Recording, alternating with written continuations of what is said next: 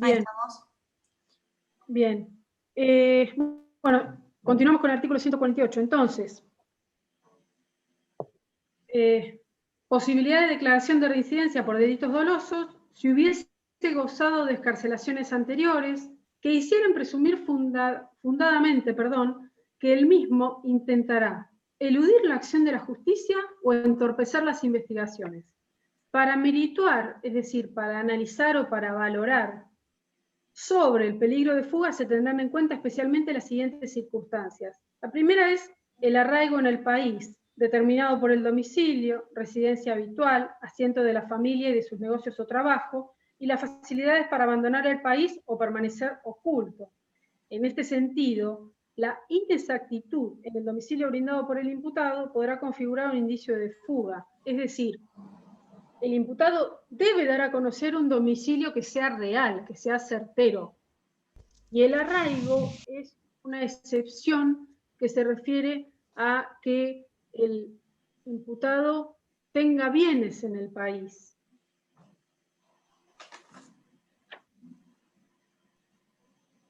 Yo acá me freno y capaz les hago un comentario.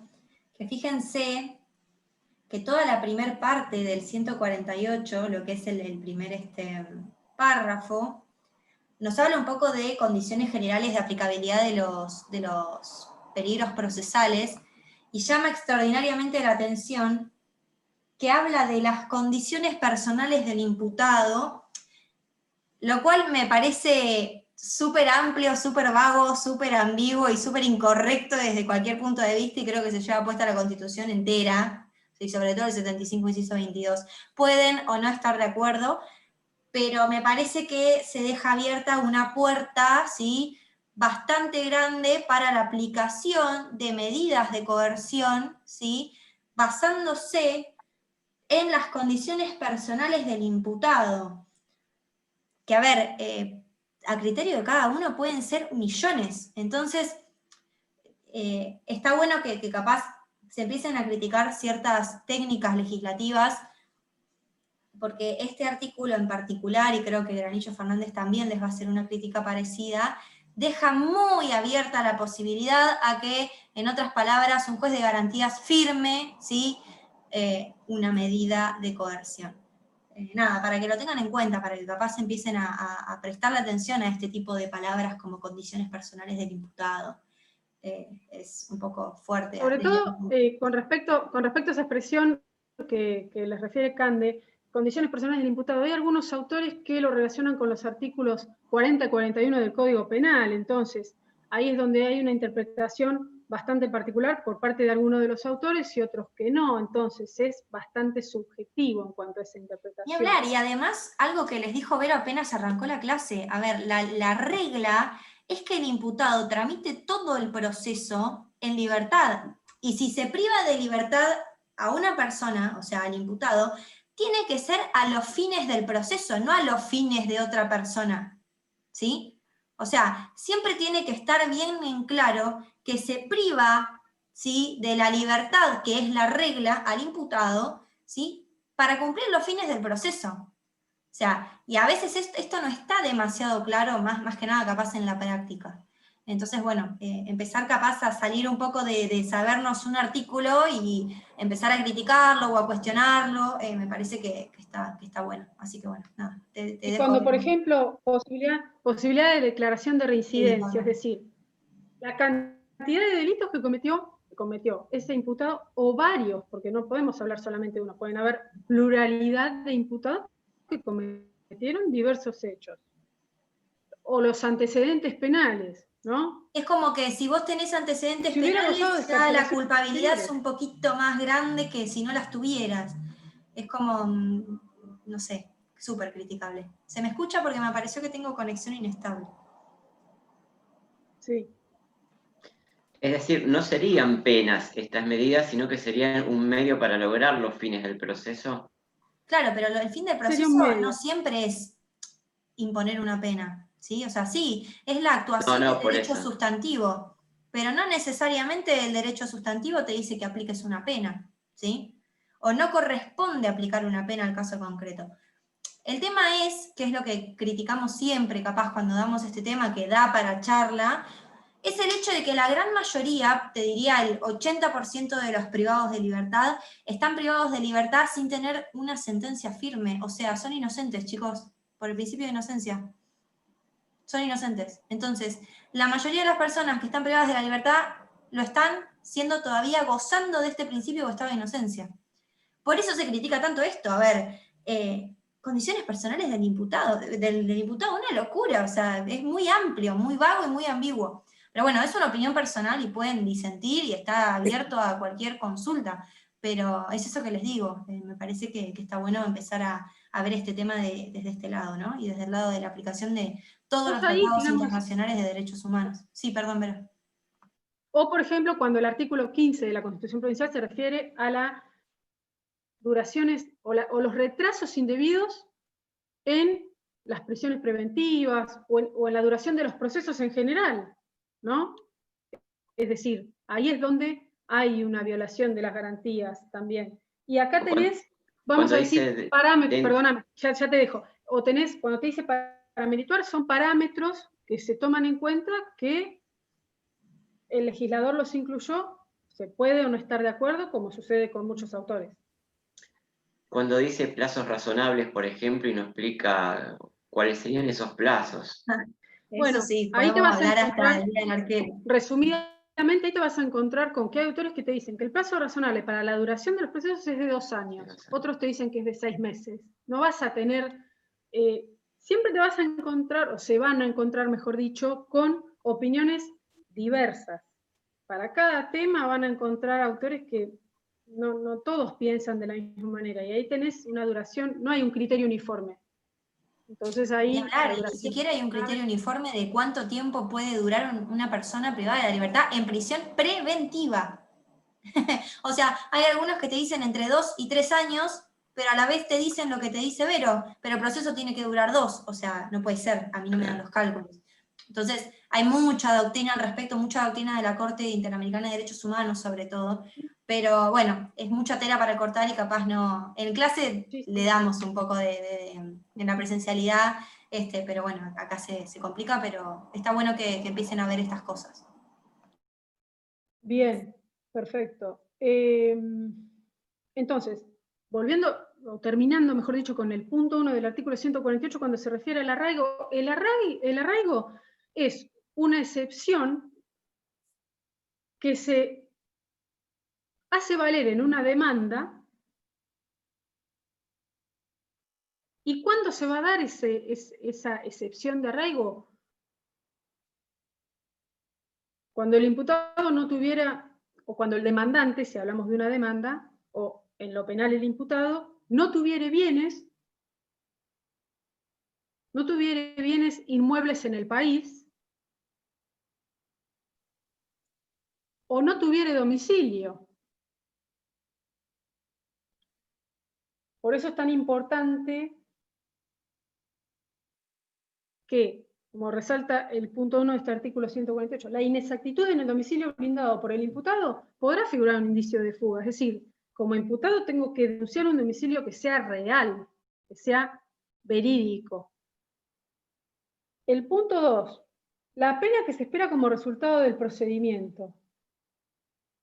El punto 3, es decir, teniendo en cuenta, ¿no?, con respecto al inciso 2, todas estas parámetros o aspectos que se van a tener en cuenta.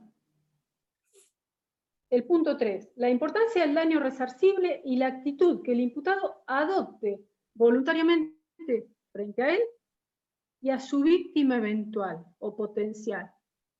Depende del hecho del que estemos hablando.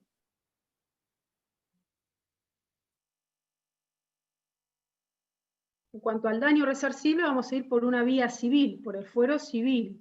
Ese daño que yo voy a reparar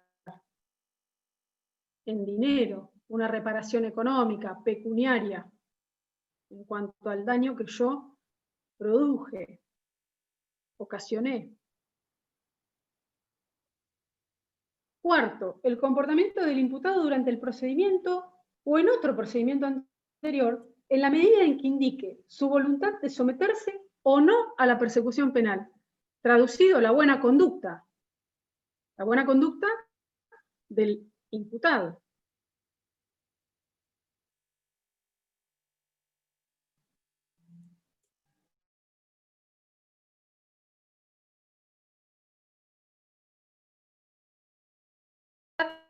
El trato con los policías o con el director de la unidad, etc. Es decir, el trato con sus semejantes, la buena conducta.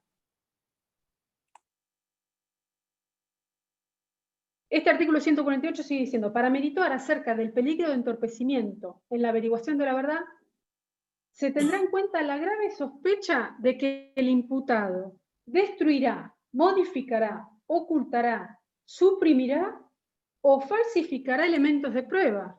Es decir, a eso se refiere entorpecer la investigación. No colaborar con esa investigación. Acá, capaz, acá la que hace críticas, capaz decirles, para que no se confundan, que debería decir elementos de convicción y no de prueba, porque la prueba solo se va a desarrollar en el debate, eso sépanlo. Hasta el momento del debate no hablamos de pruebas, sino hablamos de elementos de convicción. Es capaz un error de técnica legislativa, pero bueno, también van a encontrar esta crítica en los libros. Bien, muy bien. Punto 2. Influirá para que coimputados, testigos o peritos informen falsamente o se comporten de manera desleal o reticente. Es decir, por ejemplo, la reticencia se puede dar cuando un perito es citado a prestar declaración sobre el informe que emitió acerca de una autopsia, en el caso de un homicidio. Vamos a poner el ejemplo básico. En el caso del homicidio, el perito médico forense que realizó un informe sobre la autopsia, el estado en el que se encontró el occiso dentro de la jerga médica o cadáver, no se presente, por ejemplo, a declarar, o los testigos que el imputado o los coimputados alteren su declaración o intimiden a ese testigo infundiéndole temor.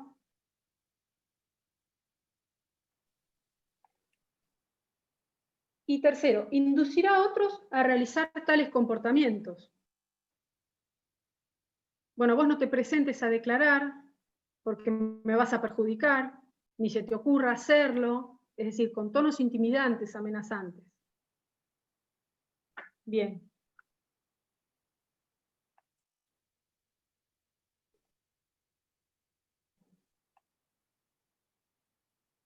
En cuanto a los diferentes supuestos con respecto a las medidas de coerción personal, ya, bueno, vimos las medidas de coerción reales, el embargo, la inhibición general de bienes.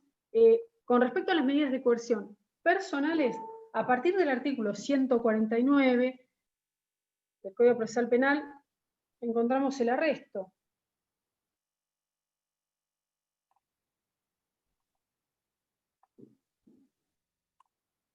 ¿Qué nos dice este artículo? Cuando en el primer momento de la investigación de un hecho en el que se hubieran participado varias personas, no sea posible individualizar a los responsables y a los testigos y no pueda dejarse de proceder sin peligro para la investigación, el agente fiscal podrá disponer que los presentes no se alejen del lugar ni se comuniquen entre sí antes de prestar la declaración y aún ordenar el arresto si fuera indispensable, sujeto a inmediata revisión del juez de garantía.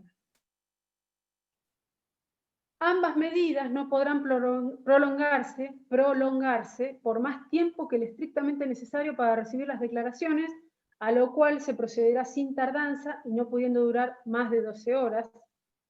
Sin embargo, se podrá prorrogar dicho plazo por 6 horas más, por auto fundado del juez de garantías, si circunstancias extraordinarias así lo exigieran.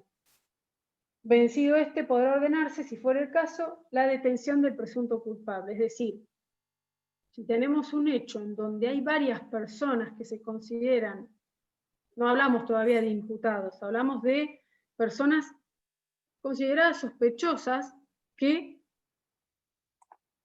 han participado en un hecho, pero no se puede todavía individualizar quién fue la persona que realizó ese hecho. Profesora, Ahí, sí, discúlpeme, o sea, ¿se individualiza después de la IPP, en este caso como imputado? En realidad, se va a realizar. A ver, sí, Cande. no, que en realidad, a ver, el arresto se lleva adelante en el momento del hecho, ¿sí? O sea, por ejemplo, hay un robo en un supermercado, ¿sí? Y se cierra al instante, pero no se sabe quién es, entonces se va a arrestar a todas las personas que están dentro del supermercado, siguiendo el ejemplo, por máximo 12 horas prorrogables por 6. El arresto lo que les va a permitir, ¿sí?, es llevar adelante la investigación penal preparatoria e ir descartando personas que no son, que no hayan participado en el hecho delictivo. Entonces ahí va a ser más fácil llegar a identificar a él o los imputados, ¿sí? Entonces, una vez que esté identificado el imputado o los imputados, ahí sí tenemos lo que vos capaz estás preguntando, la notificación del 1 y el 60, y todas las cuestiones que conllevan a notificar a una persona de que está imputada a un delito. ¿Se entendió, Leandro? O capaz, no sé si era esa... Sí, sí. ¿Sí? Exactamente. Eso era lo que el artículo refiere por ahí, que cuando se daba el arresto. Es en el mismo momento del hecho. Después, bueno, van descartando probables, porque todavía no hablamos de quién fue o quiénes fueron. Entonces, debemos realizar las investigaciones de rigor. Gracias. No, por favor. El artículo 150 con respecto a la citación nos dice, salvo en los casos de flagrancia o en los que resulte necesario procedente de la detención, el fiscal ordenará la comparecencia del imputado por simple citación. Si el citado no se presentare en el término que se le fije, ni justificare un impedimento legítimo, se ordenará el comparendo. Es decir, por eso, al principio de la clase yo les explicaba que hay una congruencia en cuanto a las medidas de coerción personal. Primero se da el arresto, luego se da la citación, luego se da la detención. Hay una congruencia o un hilo conductor, no se dan separadamente. Por eso el legislador se ocupó de establecerlas ordenadamente. Entonces, salvo en casos de flagrancia, cuando se encuentra una persona en el mismo momento de cometer el hecho, o minutos más tarde, o que tenga elementos que hagan presumir que esa persona cometió el hecho, el fiscal ordenará la comparecencia del imputado por simple citación. Por ejemplo, en el caso que le citaba Candela, si se individualizó o se identificó a uno o a varias personas, no hablamos todavía de imputados, ahí es donde se los va a citar para que declaren qué fue lo que vieron, cómo se dieron los hechos, si ellos estaban presentes o no. Sí, además... Si no se presenta, sí. No, que lo que vos decías, pero que tiene una cierta lógica el hecho de las medidas de coerción. Fíjense que la citación ya habla directamente de imputado. ¿Sí? En cambio, el arresto dice hubieran participado varias personas, o sea, porque no es posible determinar quién es el futuro imputado en caso de que se encuentre. Y otra cosa interesante de la citación es que van a ver que puede o no ser una medida de coerción, porque si el imputado se presenta voluntariamente, ¿sí?, no vamos a compelerlo, ¿sí?, a que se presente a declarar, ¿se entiende? Entonces, si el imputado se presentó voluntariamente, cuando hay una citación, no estaría esto de la medida de coerción donde se le impone y se lo va a buscar con un patrullero y se lo lleva a la comisaría a declarar. Ahora, cuando el imputado no se presenta, ahí sí, está digamos, tiene la obligación de comparecer. Exactamente. Porque hay una citación, hay una orden judicial que le está desobedeciendo, entonces ahí es donde la policía concurre al domicilio con la fuerza pública y lo llevan a la sede de la fiscalía para que declare. El artículo 151 151 se refiere a la detención. Este artículo nos dice, salvo lo dispuesto en el artículo anterior, es decir, el artículo 150 con respecto a la citación, y solo a pedido del fiscal interviniente, el juez librará orden de detención para que el imputado sea llevado inmediatamente ante la presencia de aquel, siempre que existan elementos suficientes o indicios vehementes de la comisión de un delito y motivos bastantes para sospechar que ha participado en su comisión. Bueno, no, es bastante claro en ese sentido el primer párrafo de este artículo 151. Es decir, deben haber elementos que sean convincentes en cuanto a la sospecha de que esa persona ha participado en el hecho. La orden será escrita y fundada, contendrá los datos personales del imputado u otros que sirvan para identificarlo y el hecho que se le atribuye, juez y fiscal que intervienen, y será notificada en el momento de ejecutarse inmediatamente después con arreglo al artículo 126, que el artículo 126, así brevemente para que no quede de eso, que se refiere a las formas de notificación o a los medios de notificaciones que existen. Tenemos varios medios de notificaciones existentes. Hoy tenemos los medios de notificación electrónicos o informáticos, pero hay otros medios de notificación. Incluso también se ordena la notificación por carta documento, por WhatsApp, a los efectos de, como consecuencia del aislamiento, acelerar ese proceso de notificación. Es decir, ¿por qué? Porque hay criterios de jueces que así lo han establecido, ¿no? Al funcionar poco las oficinas de mandamiento y notificaciones, entonces se ordenan esas maneras de notificación, además de las ya previstas. Sin embargo, en caso de urgencia, el juez podrá transmitir la orden por medios técnicos que se establezcan según lo dispuesto en el artículo 129. Brevemente. Es la notificación por edictos. Bueno, la notificación por edictos. La notificación por edictos a la que se refiere el artículo 129, bueno, va a proceder cuando no se conociera el domicilio del imputado. Es el caso común que se da, notificación por edictos. Los edictos se publican en los diarios de mayor circulación o mayor tirada, como se suele decir, por ejemplo, en La Plata, el diario El Día, o el diario Hoy, 0221, etc. Y en el boletín oficial.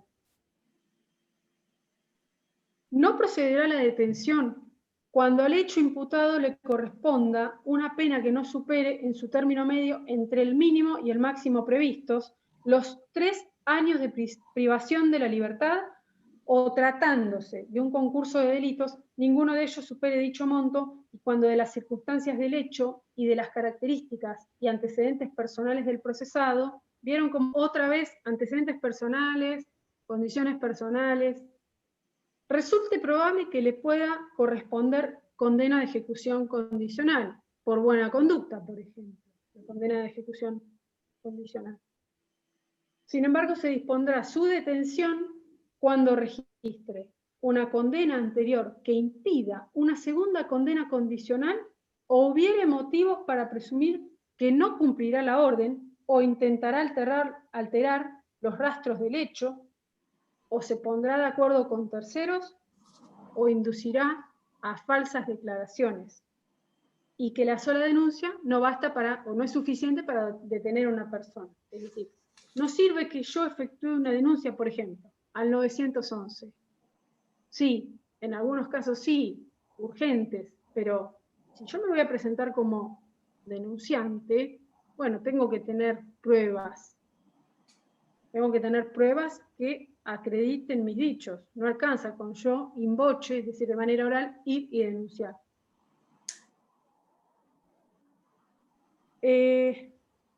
Bueno, acá el anteúltimo párrafo de este artículo 151, cuando dice, se dispondrá su detención cuando registre una condena anterior que impida una segunda condena condicional, es decir, ya hay conocimiento de que esa persona ha cometido varios ilícitos. Entonces, teniendo en cuenta las circunstancias del caso, es decir, los distintos hechos cometidos por el imputado, podríamos ya decir, ahí es donde el juez analiza el no otorgamiento de esa libertad condicional o de esa condena de ejecución condicional, porque es una persona que genera peligro para sí, para terceros, etc. Algo importante para que se anoten, pero después lo vamos a ver. Cuando dice el no procederá a la detención cuando el hecho imputado le corresponde una pena que no supere en su término medio, entre el mínimo y el máximo previsto los 3 años, y todo ese párrafo para el día de mañana, si llegan a ejercer lo que es el derecho procesal penal, sirve, ¿sí? Siempre hay que saber cuál es el mínimo y el máximo de una pena o posible pena del delito, porque si lo supera, ¿sí? Es un delito detenible, nos lo dice el código, y si es un delito detenible, tienen que estar bichos para poder meter lo que se llama la exhibición. Anótenselo, después se los vamos a explicar y van a entender por qué se los digo. Pues brevemente vamos a explicar la exhibición y la excarcelación. Perdón, me perdí. ¿Puedes repetir eso, Cande? Lo último, Sí, lo que dijiste. perdón, capaz lo dije muy rápido. Ese párrafo, ¿sí? El tema de saber cuál es la pena en expectativa, es decir, eso del mínimo y el máximo, y si supera los 3 años, es para saber si el delito es detenible o no, ¿sí? Entonces, si el delito es detenible, tenemos que estar bichos para la práctica y el día de mañana, porque si el delito es detenible, conviene siempre meter una exhibición. Después vamos a ver qué es una exhibición, ¿sí? Pero ganás tiempo. Es re importante. Este párrafo es muy importante. ¿Sí? Si el día de mañana no saben si el delito es detenible o no, probablemente detengan a un defendido y lo podrían haber evitado. A eso voy. Pero lo van a entender cuando expliquemos exhibición. Y súper, súper importante el hecho de que, siempre lo tiene que solicitar el fiscal, y cuando solicita, ¿sí?, la orden de detención, lo tiene que fundar. Si no está fundada, no debería otorgarse. Eso solo. Bien. ¿Puedo hacer una consulta? Sí, Emanuel. Disculpe, doctora, ¿cómo está? Yo soy oyente y nada, justo me tocó escuchar algunas mesas del mes pasado y he notado que preguntan mucho la diferencia entre arresto y detención. Esto entre el mínimo y el máximo, ¿es, por ejemplo, una diferencia puntual, digamos, entre la duración, por ejemplo, del arresto que dura horas y la detención que puede durar días? En realidad lo más... Ahí encontrarías. Sí, perdón, a ver, Cande. decile. Sí. ¿Le digo? No, dale. Dale, después la detención dura 24 horas, prorrogables por otras 24 horas, porque generalmente, una vez que se solicita la detención, es a los fines de que, por ejemplo, el imputado declare en un 308 y después el fiscal verá si le dictan una prisión preventiva. Ya lo vamos a ver, pero te lo explico a vos, Manuel, que ya capaz tenés la materia leída. A tu pregunta, la diferencia en realidad sustancial es que la detención va a recaer sobre el imputado. En cambio, el arresto va a recaer sobre personas sospechosas de un delito, ¿sí? Y además es en el momento, o sea, cuando se dicta el arresto no hay imputado, o sea, no hay identificado una persona sospechosa de haber cometido el delito. ¿Se entiende? Esa es la diferencia fundamental, me parece.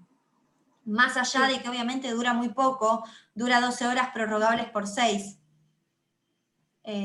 Además se dice, o la doctrina...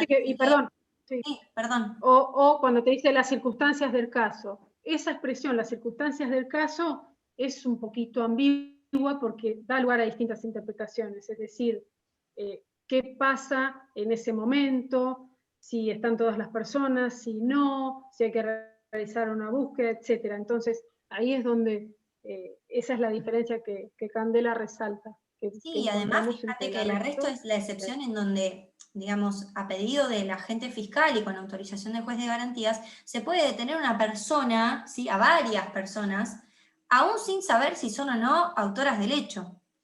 Por eso el plazo también es tan cortito, ¿sí? Son máximo 18 horas. Si a las 18 horas no se resolvió nada, hay que largarlas, si no es ilegítima, ¿sí? ¿Se entendió? ¿Se puede tener, por ejemplo, personas para testigo, por ejemplo? Bueno, el arresto en realidad es una de las maneras no detener. Se puede Perdón, de arresto, sí, de arresto, de es testigos. una de las maneras para después escuchar a todas las personas, porque las personas se las va a investigar en calidad de testigos, ¿sí? Y de ahí se va a extraer a la persona que probablemente haya cometido el hecho delictivo. ¿Se entiende? O sea, Sí. de alguna manera se terminaría compeliendo a testigos de un hecho para saber, ¿sí?, lo sucedido, si vieron a la persona, si alguna de esas personas a las que yo arresté cometió efectivamente el delito, ¿se entiende? ¿Sí? Perfecto, gracias. No, de nada. O puede darse que se piense que esa persona estuvo en el lugar cuando no, puede decir, yo estaba, por ejemplo, en Villa Elisa, no estaba presente en el momento del hecho. Entonces ahí es donde se va a hacer un interrogatorio exhaustivo como para después individualizar o a los integrantes o presuntos sospechosos, ¿no? Y lo que me preguntás vos, César, también tiene relación con el arresto como compulsión, anótatelo, que es para los testigos del 239. Es una manera de analizar el arresto más allá de como medida de coerción propiamente dicha, si se quiere. Exactamente. ¿De qué artículo era, profe? 239, fíjate, léelo y después de última me mandás o me mandan por privado, así la dejamos dar la clase a Vero, Sí. perdón. Vero. Gracias. No, no hay problema. De todas maneras, el jueves tenemos la clase de repaso, así que este jueves, así que las dudas que vayan surgiendo las evacuamos o reexplicamos. En cuanto al artículo 152 se refiere a la incomunicación, que dice que con motivación suficiente el fiscal podrá ordenar la incomunicación del detenido por un plazo máximo de 48 horas. La medida cesará, es decir, finalizará automáticamente al vencimiento de dicho término, salvo prórroga por otro término por resolución fundada del juez de garantías a instancias del Ministerio Público Fiscal. En ningún caso, la incomunicación del detenido impedirá que éste se comunique con su defensor en forma privada, inmediatamente antes de comenzar su declaración o antes de cualquier acto que requiera su intervención personal. Es decir, no es óbice u obstáculo que al estar incomunicado no pueda comunicarse con su abogado defensor por una cuestión de asesoramiento, de defensa, es decir, si le toca declarar, si le conviene o no declarar, qué pruebas presentar, etc. Bueno, el artículo 153 se refiere a la aprehensión, que nos dice que los funcionarios auxiliares de la policía a instancia propia o del fiscal deberán aprehender a quien sea sorprendido en flagrancia en la comisión de un delito de acción pública, sancionado con pena privativa de la libertad, al que fugare, estando legalmente detenido, cuando en el supuesto del artículo 151 se tratare de una situación de urgencia y hubiere peligro de que con la demora el imputado eluda la acción de la justicia. Tratándose de un delito cuya acción de pena de instancia privada, en el acto será informado quien pueda promoverla. Si no presentare la denuncia inmediatamente, el aprehendido será puesto en libertad. Es decir, ¿en qué casos? No solamente los funcionarios judiciales, sino también la policía como auxiliares, como colaboradores del fiscal, del juez de garantías, intervienen para aprehender, es decir, aprehender, tomar, no vamos a decir agarrar porque no tenemos garras, tomar y poner a disposición de la autoridad competente. La aprehensión es una medida de coerción que se aplica en casos de flagrancia, nada más. Esta la hace capaz también, tiene la característica propia de la flagrancia, ¿no? O sea, cuando una persona la encontramos cometiendo el delito en el momento o minutos posteriores después. A lo que hace referencia el artículo 154, la flagrancia. ¿Cuándo hay flagrancia? Acá tenemos varios casos. Cuando el autor del hecho es sorprendido en el momento de cometerlo, o inmediatamente después, infraganti o con las manos en la masa, ¿no? O mientras es perseguido por la fuerza pública, o mientras es perseguido por la fuerza pública, el ofendido o el público. Esta coma que va, no está bien, perdón. O mientras tiene objetos o presenta rastros que hagan presumir que acaba de participar en un delito. Es decir, son estas situaciones, el artículo 154 es taxativo, son esas situaciones, no admite otras. Son estos casos. Una cosa interesante, fíjate que el artículo de aprehensión sin orden judicial no habla de plazos. Entonces, bueno, la doctrina se empezó a preguntar, pero ¿por cuánto tiempo puedo tener agarrada a una persona que la encontré cometiendo un delito? Así que se llegó a la conclusión doctrinaria, capaz van a encontrar en los libros, que puede ser no más de 24 horas, ¿sí? Porque la Constitución de la Provincia de Buenos Aires habla de que sea puesto en Exposición. la disposición de la justicia sin demora. Entonces el sin demora hace entender que no puede exceder de 24 horas. Sería 12, prorrogable por 12 o lo que quieran, pero no más de 24. Exactamente. Bueno. Queda un minuto. El artículo 100. Sí. Perdón, acá terminamos con dice... estos dos. Ah, Sí, ¿quién pregunta? justo estaba leyendo el artículo 154 que Sí, Facundo. leyeron recién, Sí, Facundo. y dice abajo el comentario de Granillo, no lo terminé de leer, pero dice: el concepto que trae el artículo no es correcto, pues la doctrina y la jurisprudencia han determinado que existe flagrancia cuando el autor es sorprendido en plena ejecución del delito o cuando es perseguido en forma inmediata y seguida a dicha ejecución. ¿Está bien? Exacto. Sí. Porque Sí. ¿contradice el artículo o no? Lo contradice, pero ya queda menos de un minuto, se corta y nos volvemos a conectar y ya después.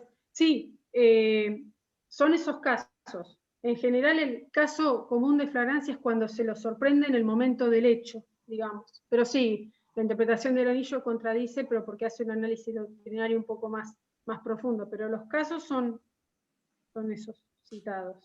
Después hay una cuestión doctrinaria, pero sí. Bueno, salimos y nos volvemos a conectar.